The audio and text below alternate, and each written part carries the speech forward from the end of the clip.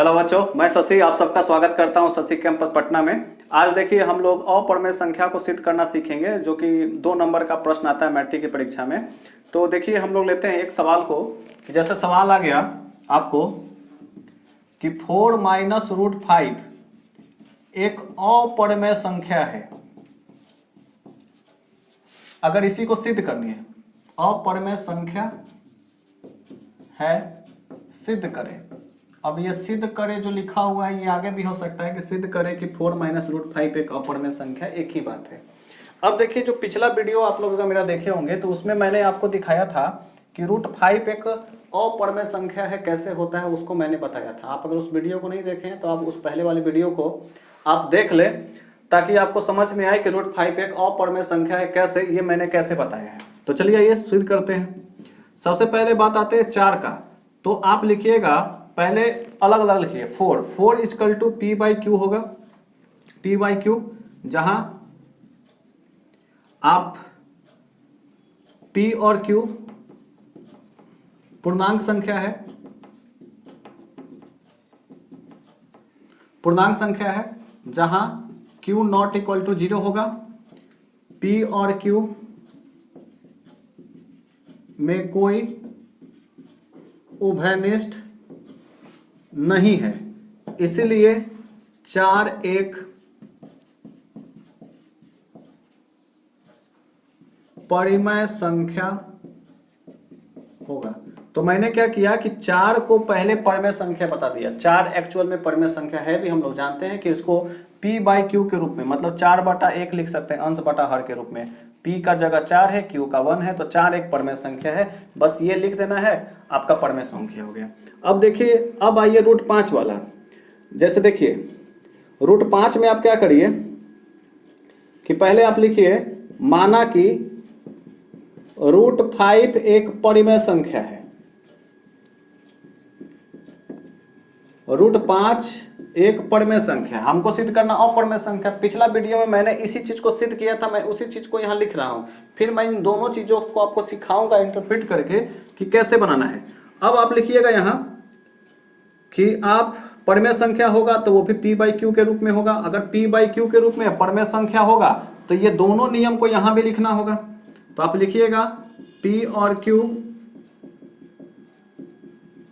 पूर्णांक संख्या है, जहां q नॉट इक्वल टू 0 है, पहला बात। और दूसरा बात कि p और q में कोई उभयनिष्ठ मतलब कॉमन नहीं है। ये दो बात लिखना है, ये दोनों चीज यहां लिखना है। उसके बाद आपको क्या करना है, स्क्वायरिंग बोथ साइड करना है, मतलब दोनों तरफ वर्ग करना है। दोनों तरफ वर्ग करने पर, दोनों तरफ वर्ग करिएगा तो क्या हो जाएगा, रूट 5 का होल स्क्वायर। यहाँ p बटा क्यू का होल स्क्वायर, ये हो जाएगा 5, यहाँ हो जाएगा पी स्क्वायर बटा क्यू स्क्वायर। एगो क्यू को यहाँ भेजिए, ये 5q बराबर पी स्क्वायर बटा क्यू। तो आप लिख लीजिएगा, यहाँ पर लिखिएगा कि 5q एक पूर्णांक संख्या है, और यहां लिखिएगा, ये वाला लिखिएगा पी स्क्वायर बटा क्यू एक भिन्न संख्या है। और लिखिएगा नीचे कि पूर्णांक कभी भी भिन्न के बराबर नहीं हो सकता है, इसलिए हमारा माना गया कथन कि रूट 5 एक परिमेय संख्या है गलत है। अतः अब यहां लिख देते हैं हम इसको। उसके बाद लिखिएगा, अतः रूट 5 एक अपरिमेय संख्या होगा। यानी क्या किया कि मैंने पहले तो 4 को प्रूफ किया कि वो एक परिमेय संख्या है, फिर 5 को प्रूफ किया कि वो एक अपरिमेय संख्या है। उसके बाद आपको क्या लिखना है, फिर लिखिए, हम जानते हैं कि, क्या जानते हैं कि, लिखिएगा कि परिमेय संख्या माइनस अपरिमेय संख्या बराबर क्या मिलता है हमको, अपरिमेय संख्या मिलता है। याद रखिएगा, जब भी हम लोग परिमेय संख्या और अपरिमेय संख्या को जोड़े, घटाएं, गुना करें या भाग करें, हमको अपरिमेय संख्या ही मिलेगा, कुछ अपवादों को छोड़ करके तो अपरिमेय ही मिलता है। मोटा मोटी ये समझिएगा, यहां अगर प्लस रहता तो भी हम लिखते परिमेय संख्या प्लस अपरिमेय संख्या बराबर अपरिमेय संख्या। अगर यहाँ बीच में गुना रहता कि 4 गुना √5, तो 4 एक परिमेय संख्या है, गुने √5 एक अपरिमेय संख्या है, तो परिमेय संख्या गुने अपरिमेय संख्या बराबर अपरिमेय संख्या।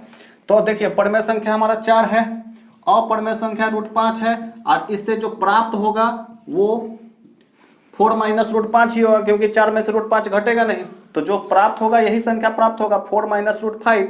तो 4 - √5 क्या हो गया, एक अपरिमेय संख्या होगा, इसलिए लिख दीजिए अतः 4 - √5 एक अपरिमेय संख्या होगा, और यही कर देना है क्या, प्रूव्ड। और ये वही विद्यार्थी कर सकता है जिसको ये चीज आता है प्रूफ करना कि √5 एक अपरिमेय संख्या है। कैसे, ये मैंने पिछले वीडियो में समझाया है कि कैसे है, तो इतना तो पिछले वीडियो में ही बता दिया है। और 4 एक परिमेय संख्या है, उसके लिए खाली परिमेय संख्या का दो जो p/q पूर्णांक संख्या है, मतलब जो उसका क्या कहते हैं उसका जो नियम है, वो 2 नियम खाली लिख देना है, 4 एक परिमेय संख्या हो जाएगा। तो 4 परिमेय संख्या हो गया, √5 को मैंने पिछले वीडियो में समझाया था कि कैसे वो अपरिमेय संख्या, वो अब परिमेय संख्या में से अपरिमेय संख्या को घटाइएगा तो अपरिमेय ही मिलेगा, इसलिए 4√5 एक अपरिमेय संख्या है। यही चीज करना है। अब यहाँ गुना हो, चाहे भाग हो, या जोड़ हो, या घटाव हो, तरीका यही है, एगो परिमेय संख्या एगो अपरिमेय संख्या प्रूफ कर दीजिए, जोड़ घटाव गुना करिए और लास्ट में लिख दीजिए वो अपरिमेय संख्या है, खत्म हो गया। तो आपको ये वीडियो कैसा लग रहा है आप कमेंट बॉक्स में करके बताइए। अगर आप कोई डाउट है तो आप कमेंट बॉक्स में लिखिए, या कोई ऐसा टॉपिक है जो आप चाहते हैं कि सर इस पे एक वीडियो बना दीजिए, तो मैं उसके लिए भी बनाऊंगा, आप कमेंट बॉक्स में लिखिए।